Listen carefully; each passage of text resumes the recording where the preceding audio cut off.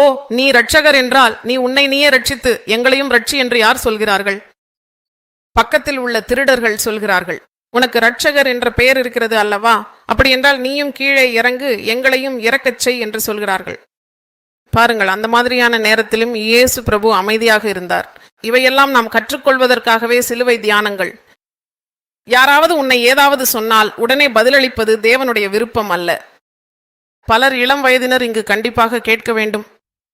மூத்தவர்கள் கோபமாக பேசும்போது கோபம் ஒரே நேரத்தில் வந்து அவர்களுக்கு ஏதாவது சொல்லி விடுகிறார்கள். அதை ஒருபோதும் செய்யாதே. மூத்தவர்களின் வார்த்தை ஒரு பொக்கிஷம் என்று நான் எங்கோ படித்தேன். மூத்தவர்கள் உன்னை அடித்தாலும் அது உனக்கு நன்மை, திட்டினாலும் நன்மை. ஏனெனில் அவர்கள் தேவனால் ஆவியால் நிரப்பப்பட்ட அபிஷேகம் உள்ளவர்கள். எதையும் திரும்பச் சொல்லாதே. நமக்கு இவ்வளவு வசனம் தெரிந்திருந்தாலும் மூத்தவர்கள், மேய்ப்பர்கள், தலைவர்கள் கோபப்படும் போது உடனே பதிலளிக்க கூடாது. ஏதோ ஒரு நல்லது நடக்கப் போகிறது, அதனாலதான் இவர்கள் என்னை திட்டினார்கள் என்று நினைக்க வேண்டும். நிச்சயமாக நல்லது நடக்கும். நம்பிக்கை இருந்தால் ஒரு முறை தேவனை ஸ்தோத்திரியுங்கள். ஹல்லேலூயா.